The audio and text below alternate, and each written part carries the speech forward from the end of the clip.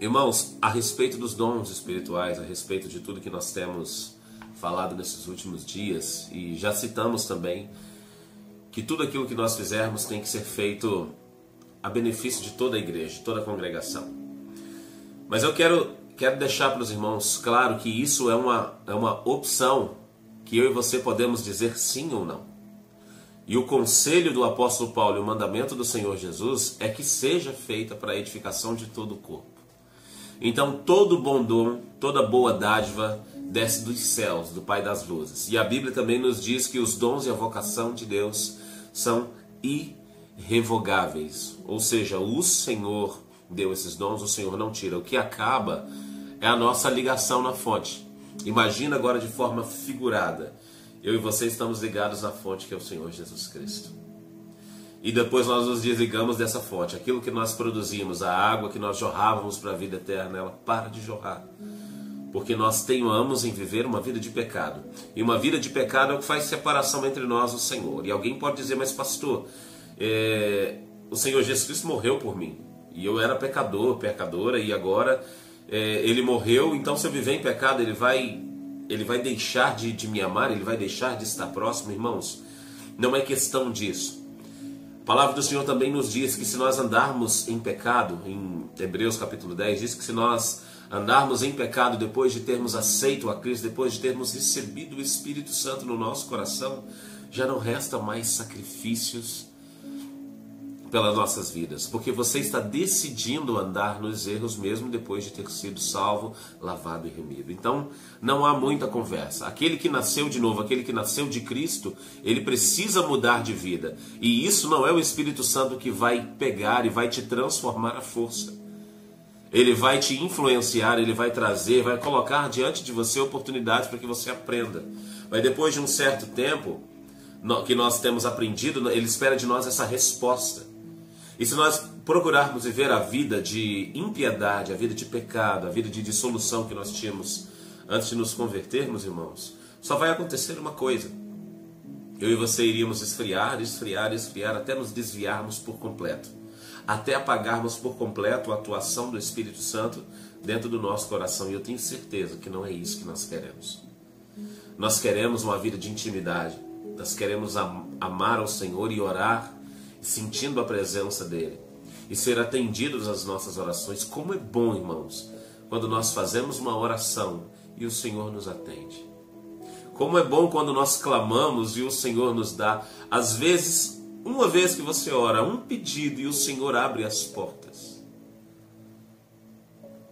E isso é muito importante na vida do cristão que se dedica plenamente. Então, queridos, eu não sei se alguém disse algo diferente para você, irmão ou irmã, que você foi salvo pela graça e agora o amor de Deus supera todos os pecados. Não, o amor cobre uma multidão de pecados. Mas o amor de Deus, ele foi derramado sobre os nossos corações, mas eu e você podemos ser injustos quanto a este amor e dar uma resposta negativa, que vai fazer com que no fim da nossa vida, porque temos oportunidades até lá, de nós perdermos a nossa herança eterna. Perdemos essa passagem, esse bilhete do novo céu e da nova terra. Então, se está cometendo algum tipo de pecado, mesmo tendo nascido de novo, mesmo tendo se batizado, ou ainda não está na decisão de se batizar, ou algo do tipo, conserta a tua vida com Deus, busque santificação na palavra. E o que é santificação? É separação. Eu tenho aqui várias canetas para servir de exemplo com os irmãos. O que é santificação? É quando eu reconheço que isso tudo aqui é um antro de pecado e eu me santifico fazendo isso. A santificação, muitas das vezes, olha que interessante, não se assuste, mas a santificação, muitas das vezes, ela é solitária. A santificação, muitas das vezes, ela vai te fazer sentir mal e você vai pensar, mas poxa, se era de Deus, por que eu estou me sentindo vazio? É porque o ser humano não foi criado para ficar sozinho. Mas tenha certeza, assim como o Senhor falou para o profeta Elias, ele falaria para qualquer um de nós. Para Elias ele disse, olha, não fique assim, Elias, não queira morrer. Acalma teu coração, porque eu ainda reservei 7.000 joelhos que ainda não se dobraram a Baal.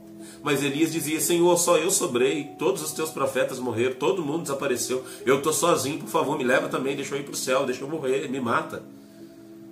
A santificação, ela é solitária porque as pessoas à sua volta vão estar vivendo, se divertindo, aproveitando.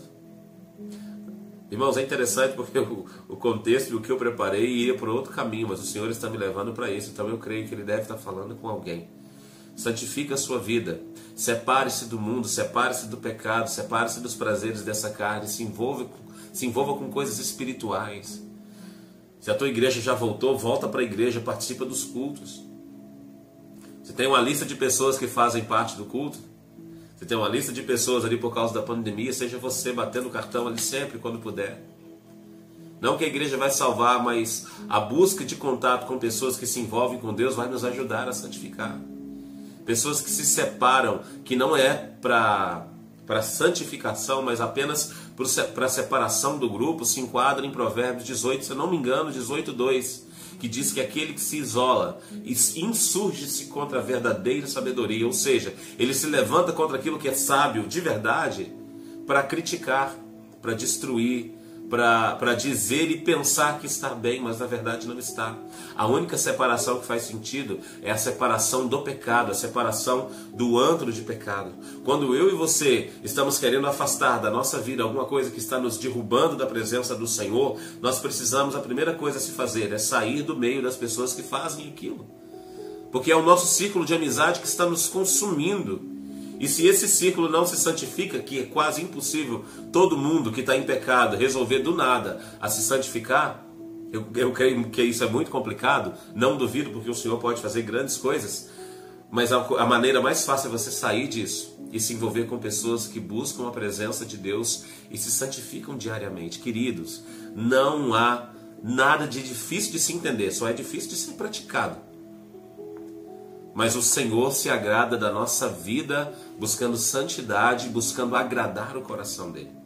Então tudo aquilo que eu faço visando trazer alegria, regozijo para o coração do meu Pai que mora nos céus, isso irá agradá-lo. Louvado e engrandecido seja o nome do nosso Deus. E se você tem dom, como está escrito no nosso devocional, se você tem um talento, qualquer que seja, os dons já foi feita essa separação, e ela é uma separação clara, né? Os dons são coisas que você recebeu da parte do Senhor aqui, teologicamente falando. Os dons você recebe do Senhor, sem preparo, sem ensaio, sem muitas firulas. O Senhor derrama sobre você e simplesmente você sabe o que fazer ou começa a aprender. Você recebe uma pequena parte e a partir dali você desenvolve. E os talentos é aquilo que você nasce desde berço, naturalmente, com eles. Todos os dois vieram do Senhor. Todos os dois foram dados para nós, para o crescimento do reino do Senhor e para a glorificação do nosso Deus. Todos os dons e talentos. Os dons vieram de forma sobrenatural. Os talentos vieram de nascença. Sobrenatural, mas naturalmente de nascença. Mas todos eles é para ser usado para o crescimento da obra, para o coletivo. Mas eu quero dizer para os irmãos, se você quiser usá-lo só para você, você consegue. Ah, pastor, mas Deus deu o dom. E se eu não fizer para ele, ele vai tirar. Não é bem assim. O Senhor pode tirar? Pode. Mas o Senhor é um Deus de sabedoria, um Deus de amor. E Ele é um Deus de justiça. Se Ele vai te cobrar algo no dia do juízo, Ele vai permitir que você use isso de forma errada antes de te cobrar. Mas Ele vai permitir não por maldade. Ele vai permitir porque Ele dá a mesma oportunidade para todos nós. Então, se você tem um dom dado da parte do Senhor, ou um talento, use para o reino de Cristo. Todos nós somos avisados a isso. Use para a glorificação. Quando eu e você oramos, como eu fiz com o Senhor, quando eu entrei na igreja com os meus 15 anos, com 16 anos eu comecei a tocar violão. Eu falei, Senhor, por favor, me conceda esse dom. Eu quero servir ao Senhor, eu quero cantar na igreja, eu quero tocar na igreja e ter os meus momentos de devocional com o Senhor ministrando no violão, porque eu achava lindo aquelas pessoas que tocavam violão e ao mesmo tempo oravam. Eu falei, Senhor, eu quero fazer isso para Ti. Queridos, no primeiro mês eu já toquei 2 louvores dentro da igreja e daí para frente eu não saí mais da frente da igreja, não saí mais do violão ou do ministério de louvor, ajudando, servindo, ensinando. Ensinei muitas pessoas a tocarem, desenvolvendo os talentos naturais e algumas delas que eu via que não tinha sequer um pingo de dom, um pingo de talento natural, né? E eu via que essas pessoas oravam e clamavam e o Senhor ia abrindo a mente, o entendimento, elas iam conseguindo. Hoje estão tocando em algumas igrejas e eu fico feliz por fazer parte da vida delas, por ter ajudado no plantio dessas sementes, mas tudo isso vem do Senhor. Tudo isso é para o reino de Deus, tudo isso é para toda a igreja. Se você pediu, use para o reino do Senhor. Se você pediu ou se você quer, peça ao Senhor para que seja usado para o reino de Deus. Isso não impede de você querer tocar, às vezes sozinho, de você querer, por exemplo, estar com a família, simplesmente ali brincar, né? Agora eu estou falando sobre instrumentos musicais. Mas existem tantos outros talentos. Conheço pessoas que têm uma facilidade imensa de liderar. Eu sou pastor, eu mesmo conheço pessoas que têm uma facilidade. Elas chegam no ambiente e elas já lideram com as primeiras palavras. É como se fosse um imã, é magnético. É talento sobrenatural de Deus para poder liderar. Mas muitas das vezes essas pessoas usam para liderar somente as próprias vidas, em busca de dinheiro, em busca de prazeres próprios, em busca daquilo que vai satisfazer a sua própria vontade. E para que você acha que Deus dá um talento desse? É para servir o reino. A palavra do Senhor diz que Deus deu para alguns os dons de governo. E aquelas pessoas que amam ajudar? Alguém vai falar, mas pastor, todo mundo ama ajudar. Não, tem pessoas que passam até mal se não ajudar ninguém. Tem pessoas que ficam procurando por aí alguém para que possa ajudar e elas têm um coração tão envolvido e um talento tão abençoador de correr atrás e resolver essas coisas e sentem tanto prazer com isso que supera até a normalidade. A Bíblia fala sobre o dom de socorro. Qual que foi o talento ou o dom sobrenatural que Deus derramou na sua vida? Use isso para o crescimento do reino de Cristo. Que junto com a ajuda que você dá, com a liderança que você exerce, com o instrumento que você toca, com a sabedoria com que você fala dos mestres, que tudo isso seja para anunciar o Evangelho e ajudar as pessoas a permanecerem firmes diante do Senhor, porque quando Jesus voltar, nós estaremos prontos para subir com Ele e as pessoas a qual foram anunciadas o Evangelho. E o Senhor vai derramando dons e talentos sobre essas também, para que a igreja sempre cresça. Sempre cresça. Coisa maravilhosa. Deus é tremendo, irmãos. Quando Ele trabalha na nossa vida, Ele está pensando no todo. Ele não está pensando no particular. É nós que temos mania de pensar assim, eu vou trabalhar, eu vou exercer, eu vou crescer, eu vou buscar conhecimento, que isso vai servir para mim no futuro. Sim, vai servir para você, mas o intuito final das coisas é servir para toda uma comunidade. Amém, meus amados? Que Deus possa abençoar o teu coração e complementar essa palavra na sua vida. Use o que você tem, busque ao Senhor e peça, Senhor, eu quero ter isso, se for do teu agrado, me dê. E eu quero usar para o crescimento do reino do Senhor. Quero usar para fazer a tua vontade acima de todas as coisas. E como diz o pastor Claudírio, que não espere tapinha nas costas. Se você estiver fazendo para o corpo de Cristo, são pessoas. Pessoas são falhas. Pessoas são críticas. É provável que você vá fazer a vida inteira. É provável. Não estou dizendo que vai acontecer. E ninguém vai falar assim, meus parabéns pelo trabalho. Na verdade, alguns podem chegar e dizer assim, ó, não fez mais do que obrigação. Né? Eu já ouvi isso.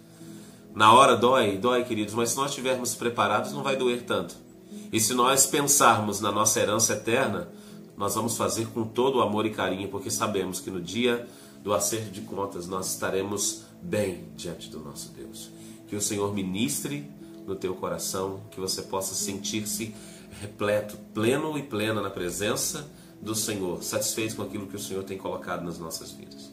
Deus abençoe a todos.